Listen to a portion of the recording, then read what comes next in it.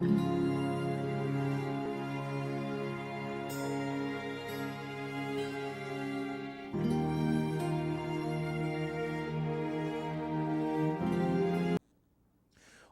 sejam bem-vindos a mais um Milênio Espírita, respostas à razão e ao coração.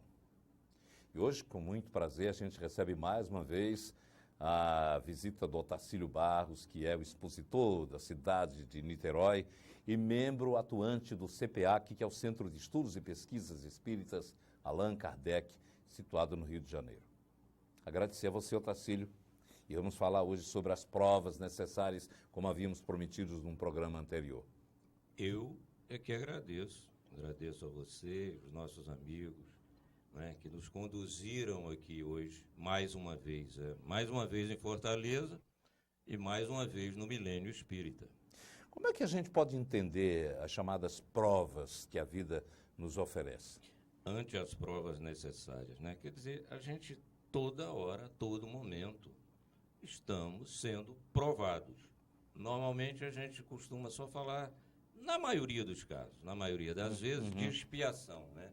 Ah, eu estou expiando. Não, gente, mas tem as provas, que são provas necessárias, que a gente nunca está atento a isso, a essas provas, não é? A gente está sempre desanimado, descontente, você perde a condução. Acho que num programa anterior que nós gravamos, Nonato, você citou um exemplo do trânsito. Isso. Não foi? Do sinal, você lição, é o 19º, a lição de paciência, isso, né? Isso é uma prova. E é preciso que nós tenhamos, dentro dessa prova, a percepção de que é uma prova. E que eu não preciso ficar irritado. Põe um CDzinho dentro do carro com as músicas preferidas, né? Liga o ar-condicionado se tiver. Se não tiver, também não precisa ficar irritado porque tá no calor, né? Eu tenho uma amiga que diz que adora o calor. Ela morava em Curitiba, ela é paulista, mas morava em Curitiba, né? E diz que adora o calor. 29 graus para ela já é frio. Não, eu falo que não. 15, baixou de 15 já é frio. Mas tudo bem. Então é preciso que a gente... uma roupa estragada, essas provas estão, assim, cotidianamente, né? A frustração de um negócio. E a gente não se percebe, a gente... como é que se diz? Você tem que ter a percepção de que são provas e que são provas necessárias, porque nós estamos ainda no mundo de provas de expiação. Nos centros espíritas, habitualmente chegam neófitos, interessados, curiosos para conhecerem a doutrina e perguntam como é que eu sei que eu estou vivendo uma prova, como é que eu sei qual é a minha missão? Qual é a diferença? Como se faz a diferença de uma prova, de quem está vivendo uma provação e de quem está vivendo uma missão? Não é tão difícil, não é? As provas e as missões, elas são cotidianas, mas elas se diferenciam como? Elas se diferenciam porque normalmente a missão, ela tem como base você estar nela para o bem, não é? Quer dizer, você... isso aqui eu tenho como missão, por exemplo, criar 3 crianças que foram abandonadas pelos pais, e essa é uma missão que eu tenho que fazer com que essas crianças, esses espíritos, eles se tornem pessoas do bem. Isso é uma missão, não é uma prova. Evitando, né? que... A prova é aquela que você Isso. falou do trânsito, mas também... a prova do negócio que não deu certo. Mas né? também há a possibilidade de você assumir essa missão e de, se não souber conduzi-la, transformar numa provação. Evidente que há. Quantas nós já fracassamos? Vamos olhar para trás, eu que já passei dos 40, né? 41. Não é verdade? 41. 41, né? Então, quer dizer, mas o problema é que você tem que ter como exemplo o teu passado, né? Jamais como lamentação, né? O Chico Xavier, através do Emmanuel, né? Que, aliás, esse Ante as Provas Necessárias é um texto de Emmanuel, né? Psicografado pelo Chico. O Chico costumava dizer, né? Quer dizer, que quando a gente se sente assim, desanimado, né, chateado, impaciente, intolerante, vá a um hospital, né? Visite os nossos irmãozinhos que estão lá no hospital. vá a um asilo de idosos, né? A um orfanato. Né? Lá você falou aí no início, que eu sou do CPEAC, que é o Centro de Estudos e Pesquisas Espíritas Allan Kardec, que funciona no centro da cidade de Niterói, lá no Rio de Janeiro, né? Nós temos alguns trabalhos, como todas as casas espíritas têm, né? Alguns trabalhos na benemerência, na benevolência, na caridade, na fraternidade. E, normalmente, esses trabalhos são com gestantes por exemplo, lá no nosso caso, são gestantes do Morro do Estado. A gente tem um trabalho que a gente dá o enxoval do bebê, uma cesta básica, a evangelização, né? E o pré-natal para elas. Mas a gente também sai da casa espírita e vai visitar orfanatos, né? Abrigos de idosos e tal. Sempre a gente vai. Uma vez eu achei assim, até me tocou profundamente o coração, apesar da gente sair muito mais gratificados do que eles numa missão dessa, né? Uma criança, era um orfanato de crianças que têm os pais que foram assassinados. Normalmente foram assassinados. E a polícia pegava essas crianças e levava direto para esse orfanato. E a gente sabia disso. E então eu estava com o celular, tirando foto deles, e uma criança olhou assim para mim e falou: tio, liga para o meu pai vir me buscar. É duro você ouvir isso, sabendo que o pai e a mãe haviam sido assassinados na casa onde eles moravam. A criança estava lá. Ele já tinha abstraído, né? Já tinha abstraído. Então, quer dizer, esse tipo de coisa, quer dizer, é prova e é missão. Há também a misericórdia divina que faz com que essa abstração lhe evite um trauma no futuro. Né? Deus, ainda bem, né? Deus é misericordioso. Ainda bem. Há, uma música espírita, que é o hino a Bezerra de Menezes, que fala que o sofrer é um bem divinal. É por essa perspectiva de compreender a missão e as provas que a gente entende esse trecho. Evidente. Agora, a gente também tem que tentar amenizar essa questão do sofrimento, né? Porque a dor, ela é necessária, mas o sofrimento, ele é opcional, não é?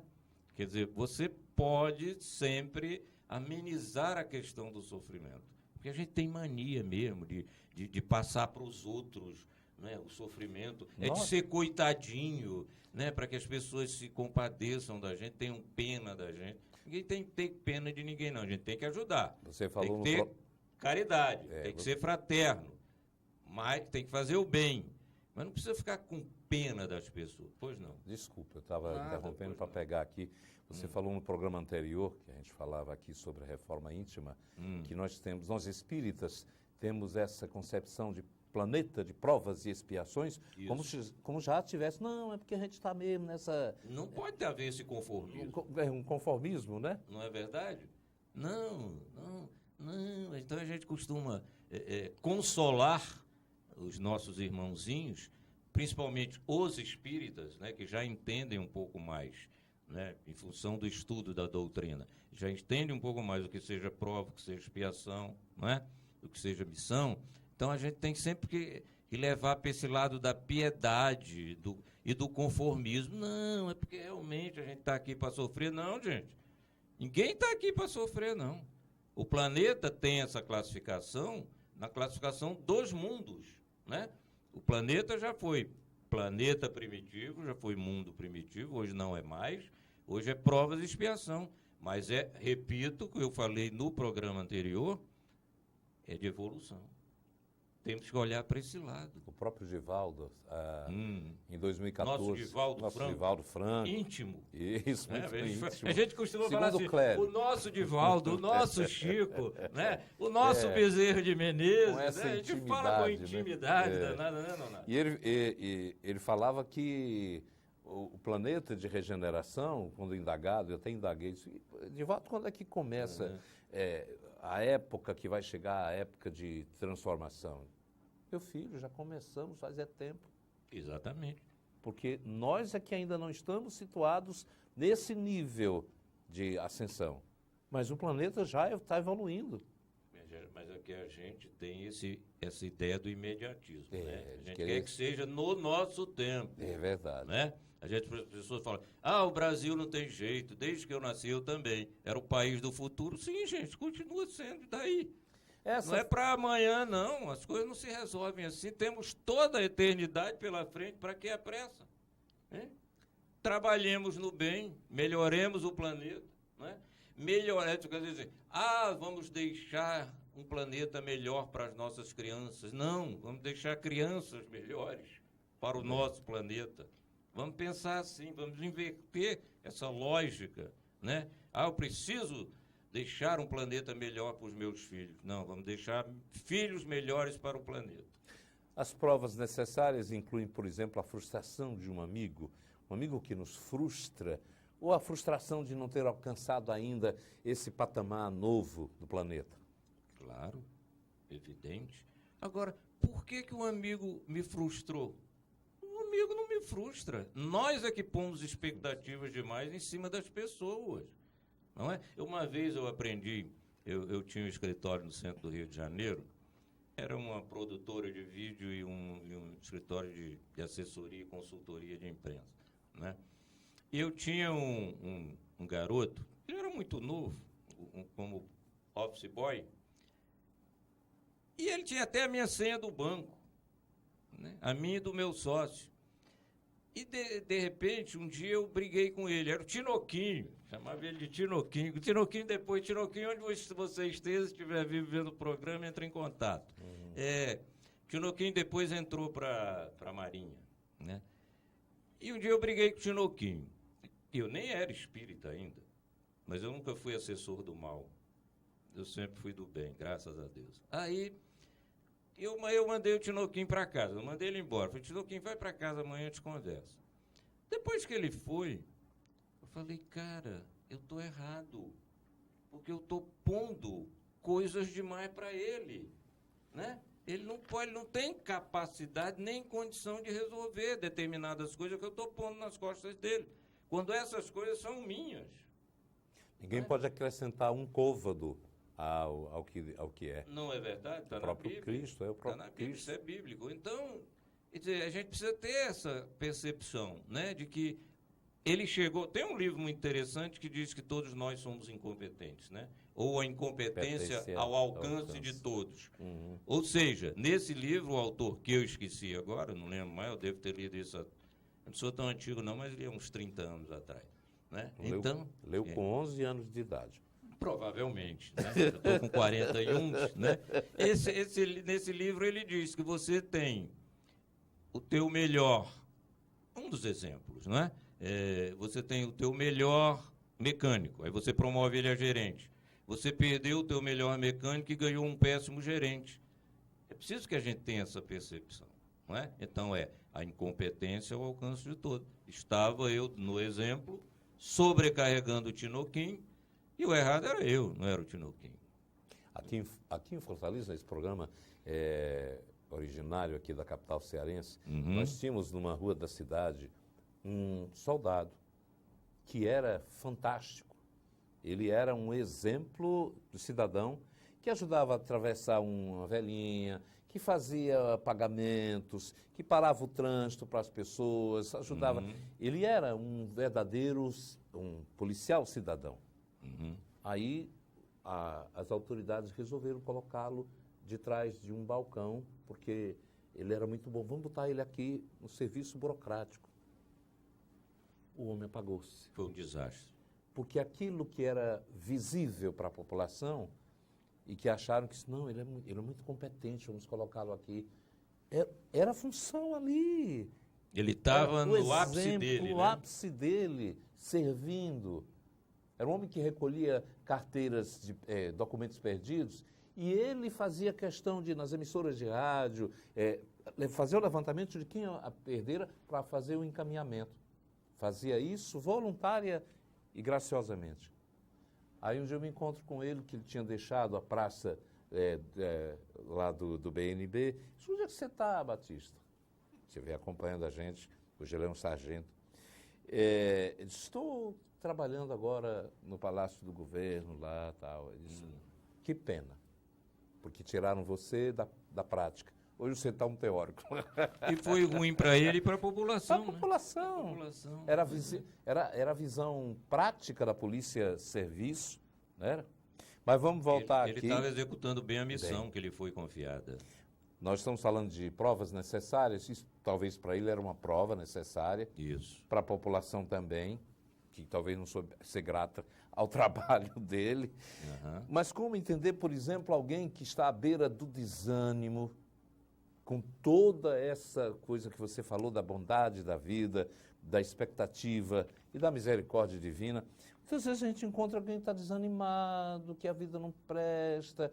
Ai, Deus, quanto mais eu rezo, mais assombração me aparece.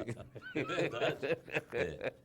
Aí eu me lembrei agora de um velho comercial de rádio, né? Que tem dois cidadãos conversando e um fala para ele que ele tinha que ser mais animado, né? Tinha que passar aquele desânimo, aquilo tudo. Ele diz assim, qual nada, estou velho, cansado, sem coragem. Aí entrava assim, qual nada, você precisa tomar Neuratol, dá aos velhos o vigor da juventude e aos moços a alegria incomparável de viver. Então, gente, é isso, tome Neuratol. Nem sei se existe mais. Mas Fazendo aqui um comercial gratuitamente. Vamos tomar Neuratol, gente. O Otacílio Barros acaba de se denunciar. Neuratol é dos anos 50. É verdade, eu era criança nos anos 50. É verdade, eu era criança. Como, então, superar os desânimos? Como superar o desânimo? Então, fazendo exatamente essas coisas que eu falei agora há pouco. Está desanimado? Está cansado? Vai lá no hospital ver como é que estão os nossos irmãozinhos. Vai. Eu acho até, o Nonato, que devia ser obrigatório. Eu não sei se pode ser inconstitucional, se não é, mas todo adolescente passar pelo menos um final de semana por ano numa emergência de hospital público. No Rio de Janeiro, por exemplo, lá no Souza Aguiar, no Miguel Couto, aqui onde seria Instituto José Frota. Isso, para saber o que é, gente. Como é que as pessoas chegam, como é que as pessoas sofrem. Aliás, quem tem moto... Moto, então? Quem usa moto, pois é. E que muitas vezes, por mais que seja habilitado dentro da lei, mas não está habilitado a ter paciência, a ter realmente a saber que é também uma coisa que poderia ir no hospital. Evidente. Visitar a BBR, que ainda existe. Pelo menos lá no Rio tem a BBR. Aqui a BCR. Então, vai lá ver a quantidade de jovens, né, paralíticos. Acho que tem um outro nome agora para paralítico, né? Deficiente físico. Eu não sei, as coisas vão mudando. E a gente tem que mudar com elas, evidentemente, né? Não podemos ficar para trás, né? Então, quer dizer, até, por exemplo, eu estou com um texto aqui, né? Vamos aproveitar. Nonato, né? Um texto que é do Emmanuel, que fala ante as provas necessárias. Tem passagens, né, lindas. Ele dá esses exemplos de você visitar os hospitais, de você visitar pelo menos mentalmente, mentalmente os paralíticos, os cegos, os mutilados, as mães sofredoras que sofreram as penúrias dos filhos, como se trouxessem um punhal de fogo enterrado em vossos corações. Nós temos que pensar nessas pessoas. A dor dos pais amorosos, tombados em miséria, em moléstias, incapazes de prover as necessidades do lar. Pensemos nisso. E que os filhos, até os filhos abandonam. Não é verdade? Os presidiários esquecidos, os doentes em supremo abandono. Deixa eu parar aqui um pouco para lembrar que nós vivemos uma época de falta de compaixão. A gente não tem mais compaixão. Um presidiário para a gente, não tem jeito não. Não tem gente que fala que tem que matar, né? Porque estão dando prejuízo. Pronto, era isso que não seria uma prova também para a própria sociedade, no sentido de restabelecer uma possível volta dessas pessoas ao convívio? Evidente, mas não há. não há recuperação, não é? Vamos dizer que sai uma pessoa do presídio, onde é que ele é reinserido no contexto? Quem quer dar emprego para ele? É difícil. Ninguém. Essa sociedade egoísta, hedonista... Nem nós espíritas. Não é? Até nós estamos falando aqui... Não, nós estamos falando para a gente, claro. claro. Nós estamos falando para tudo, Evidente. Quando eu falo da sociedade, eu falo de todos nós, né? Me dói profundamente no coração quando eu paro um carro, ou mesmo tanto de táxi, num sinal, e tem 11 horas da noite, 3 criancinhas lá fazendo malabarismo para pedir dinheiro. Essa criança tinha que estar em casa dormindo. Se for 11 horas da manhã, essa criança tinha que estar na escola. Que sociedade é essa que nós estamos vivendo? Que sociedade é essa que nós criamos? Né? É muito bonitinho eu falar de determinadas coisas quando eu tenho um lar, né? Quando eu tenho parentes que me apoiam, né? Quando eu tenho mulher, filhos, pai, mãe, né? E não me sensibilizar com essa situação. Tem outra questão que é levantada também. Porque não só importante, só porque o brasileiro tem a mania de jogar tudo para o governo. Pronto, você... Era isso? Era exatamente, que a gente sempre sintonia, o parente está fazendo sinal ali. Isso é problema do governo que não cuida, como se isentássemos eu da pago nossa meus impostos, Pronto. pelo amor de Deus, gente, eu pago meus impostos, nós não podemos deixar isso para o governo, a gente sabe que o governo não resolve, então façamos a nossa parte, é um pouco a mais do que sair todo dia de casa, tomar café, ir para o trabalho, voltar para casa, mas faz uma vez por semana, uma vez por mês, de 6 em 6 meses, uma vez por ano, mas faz, não deixa para amanhã, não deixar ir para amanhã. Ô, Tacílio, vou lhe interromper de novo, não, porque me lembrei aqui de uma expressão por que favor. nós fazemos questão de utilizá-la. Mas é karma. E eles têm o livre-arbítrio. Né? Karma não é uma expressão espírita, não. É do hinduísmo. Do hinduísmo, claro. Explica para o telespectador. Não, rapaz, você sabe por que a gente tem essa mania? Porque foi incutido culturalmente na nossa cabeça de que aquele pobre coitado que está ali sofrendo, ele tem que sofrer mesmo, porque é karma, é prova ou é expiação. Não, eu tenho que ajudar. Lembrai-vos da parábola do bom samaritano. Não é? Então, não vou citar aqui a parábola toda, mas é aquela história, né? Que passou um doutor da lei, que passaram vários, e o pobre coitado lá, acidentado, até que passou um samaritano, que não era bem visto. Não era bem visto na época, e foi quem socorreu aquele acidentado, quem levou aquele acidentado para um albergue, que pagou adiantado, não é? A estadia dele, não só a estadia, como a comida, roupa e tudo mais, e disse que voltava lá. Olha, a prova e a missão. A missão dele, do samaritano, a prova da vítima. Nonato, sabe qual é o problema nosso? É que a gente quer ser igual a Gandhi, né? Madre Teresa de Calcutá, né? Chico Xavier, Divaldo Franco. Esse é o mal da gente. Então, eu não faço por menos. Faça um pouquinho. Comece, né? Visite o hospital. Vai lá no Instituto do Câncer, dê uma tarde lá para brincar com as crianças, né? Então, ainda temos um pouquinho de tempo, né? Estou falando muito, né? Não, está ótimo. Então tá bom. Quando você fala, nós queremos sempre ser... mas aquilo é porque a Madre Teresa era uma santa, o Chico um santo, pessoas que tinham viviam numa outra dimensão espiritual, nós ainda somos muito animais irracionais, mas eles passaram pelos mesmos degraus que nós estamos passando. Evidentemente, quer dizer, eles podem não ter passado pelas mesmas provas. E expiações que nós, porque você sabe que a história do livre-arbítrio, que você falou agora, uns chegam mais rápido, não é? E outros levam mais tempo. Tem amigos nossos espíritas que dizem, eu vou deixar para a próxima encarnação. Eu já ouvi isso. E muita gente já deve ter ouvido. Está por aqui alguns... Eu falo, não deixa, vamos fazer agora. Alguns deles estão por aqui. Provavelmente estamos nós aqui, né?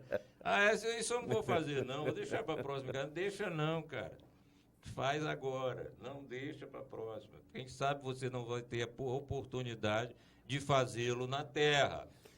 Porque a gente não regride como espírito, mas você pode ir lá em missão para um planeta ainda mais pior do que a Terra.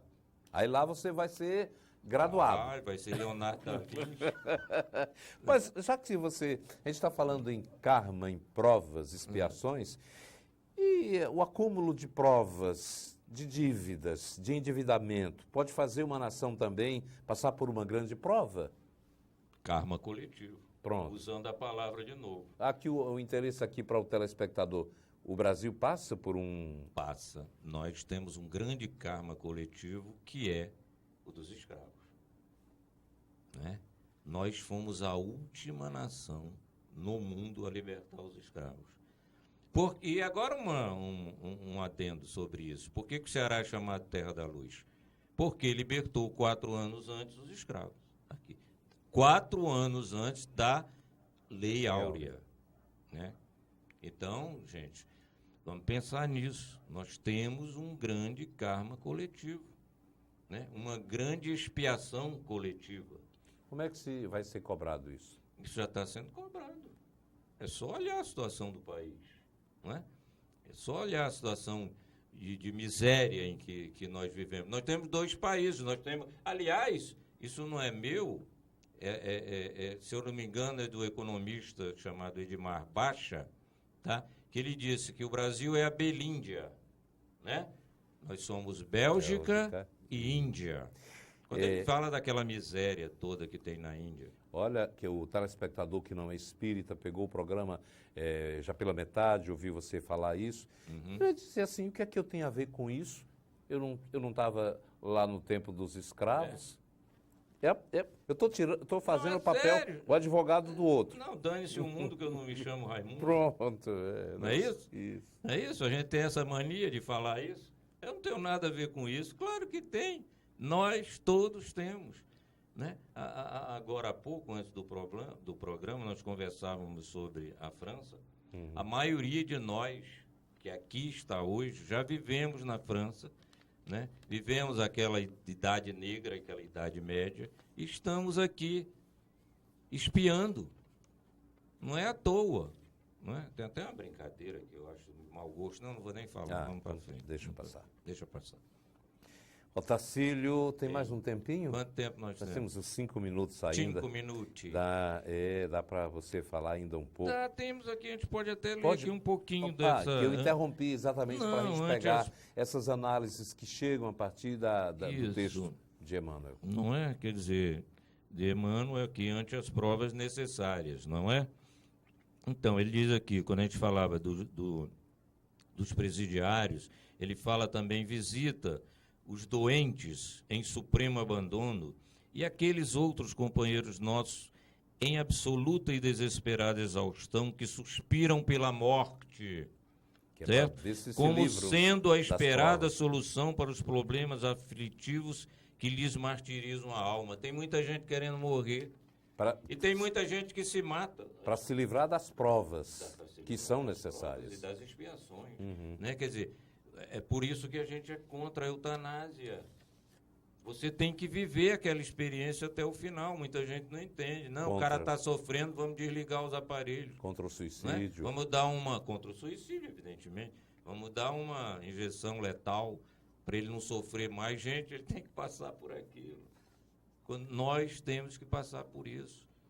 E nós ficamos doentes por quê? A doença vem primeiro do espírito. Eu não estou falando aqui de vírus e bactérias, né, evidentemente, mas essas doenças psicossomáticas, né, que a gente traz no nosso perispírito, também aí é tema para outro programa. Né? Não é não? Exatamente. Quando eu voltar em abril ou março, aí a gente vai falar dessas coisas, né? Parente está aprovando ali, produtor, e nós, eu acho na gente, né? Você, telespectador, internauta, já deve ter, rapaz, esse cabo é bom, devia chamar mais vezes. Não é verdade? A quem? O parente. Você mesmo. Que é isso. Eu costumo dizer que eu sou um humilde servo do Senhor. Graças a Deus. Né? Aprendi isso. Olha aqui, tem mais aqui uma frase. Bem-aventurados os humildes. Exatamente. Pensa alguns momentos momentos por dia nas provações e nas privações dos outros, e aprenderás a somar as vantagens que te felicitam a existência, verificando enorme saldo de bênçãos a seu favor. Emmanuel fala isso, mas claro, a gente costuma dizer, você já agradeceu a Deus por ter nascido normal? O que a gente fala normal é 2 braços, 2 pernas, né? Com tato, audição, né? Fala, visão, né? Com inteligência. Isso é que a gente teoricamente chama, não, porque alguém já falou aí, que dizem que foi o Caetano, não é do Caetano essa frase, eu acho que é do Fernando Pessoa, não tenho certeza também, que diz assim, de perto ninguém é normal, né? De perto, mas quando a gente fala normal, dentro desse sentido, porque a gente sabe que tem irmãozinhos nossos que vêm todo travados, não é? Aqui mesmo na Avenida Beira-Mar, a gente vê um tocando uma sanfoninha, né? Aquele cabra ali, meu irmão, ele, na hora de reencarnar, ele pediu para pagar tudo de uma vez. Ele falou, não quero ter débito mais, eu vou nessa condição. Ele está ali. E ele está ali, tocando a sanfoninha dele, né? Pegando o dinheirinho dele, que o parente contabiliza depois, né? Então, é verdade. O parente que ele cita para você, internauta e telespectador, é o nosso produtor aqui do programa Milênio Espírita, que toda semana traz sempre um assunto importante, palpitante, que à luz da doutrina espírita oferecem respostas à razão e ao coração. E, olha aqui, né, é o produtor do programa e também um emérito e dedicado tarefeiro da doutrina. A doutrina, né? Ele Mônica, Clélio, estão todos os dias Isso. Na Avenida Beira-Mar. Quando você passar ali pela Avenida Beira-Mar, aqui em Fortaleza, que você vier de férias e passar pela Beira-Mar, você vai localizar um ônibus com obras espíritas e, além do mais, o acolhimento também tradicional dessas figuras que são tão notáveis e que trabalham nessa obra meritória. É uma casa espírita. Já que falamos de provas, são missão. Ali é missão, pura missão. Missão. É uma casa espírita ao ar livre. É verdade. Talvez seja a única do país. Eu não tenho conhecimento de outra. Pode ser que exista, não é?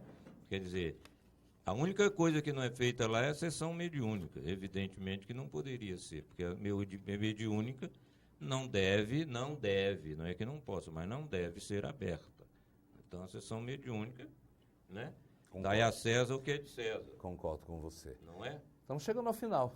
Então, só terminar aqui a frasezinha. Dentro de tudo isso que nós falamos, né?